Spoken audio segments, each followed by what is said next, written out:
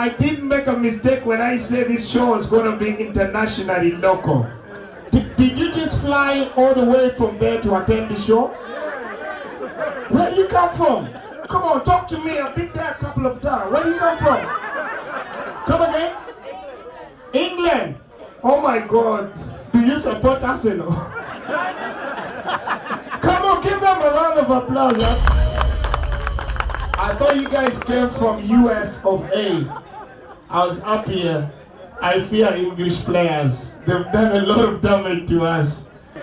Yeah, so tonight, ladies and gentlemen, we decided to name this show internationally local because I believe that I was born and made for international purpose. Now there's a very serious lady who is not clapping. Am I your ex or what? Yes. Yes. Come on, let's have a good time. Listen, man, comedy is a very good thing. First thing first, it feels so good to be home. If you are African and you're proud, please clap for yourself. I am one of the African comedians. I am proud of myself. I love Africa. It's in my soul. It's where I was born. But I also love whites. Why do I say that? When I looked at them, it reminded me of my days when I was growing up. Listen, I grew up in a family where, for some reason, I even wish I didn't have my parents. Our home was like a military barracks. Have you ever seen the environment when you enter the barracks by mistake? You see the guns, you see the actions, people doing salute here. That was the kind of home I grew up in.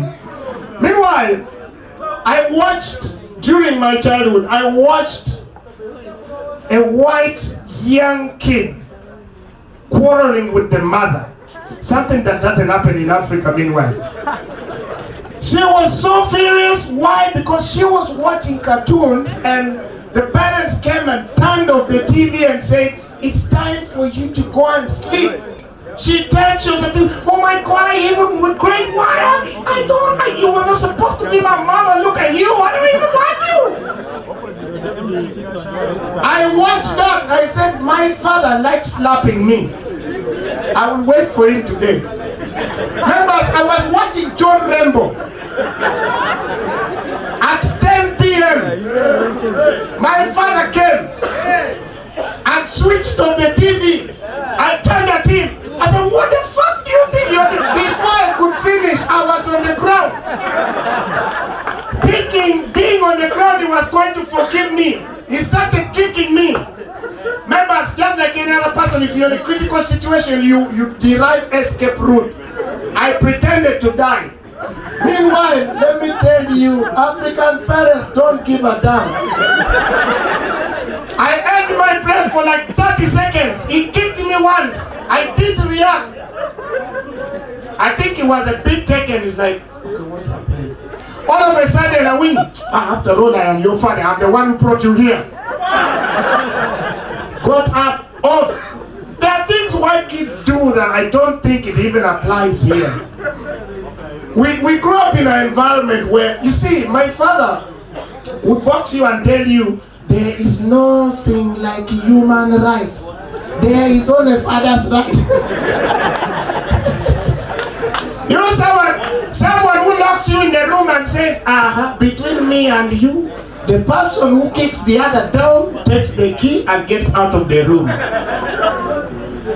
I was a bit stubborn. I started escaping and going out for discos at a very young age, something which I regret. Because I got to learn things that I wasn't supposed to learn at a young age. I learned about Nyash. I should have learned it like now, but I would escape and I got to know about it. So one of the things that happened is I was in senior one and I escaped. I went for disco. Every time I would escape, just like any stubborn kid, you leave home, but you make a plan that safeguards you. I would escape and I leave something, a statue on my bed that looks exactly like me sleeping. Carry on, Mike? Yeah, exactly, tall. I couldn't make that mistake of making a statue that looks like Like any short person, you know. Yeah. Let's have respect.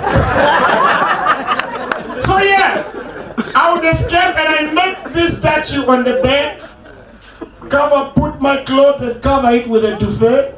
Where my head, you know my head is small, I know. Where my head is, I'll get a small, no, the legs are growing, bro. I'll get a stone and then I put it in there and I cover it up. So I did it for a couple of times, like senior 1, 2, 3. So senior 4 is when the devil says, no, you've had enough fun. Today you will be caught. It was Radio and Whistle live in Kulu. That advert, they did the advert even in a Christian radio station. Radio and Whistle, they used all the words. I'm like, if it is Radio and Whistle, I'll just escape only for today and I continue. I'll forget about this. I went, made the same thing, put like a small stone. I escaped. Little did I know that my father loves Radio and Whistle more than me.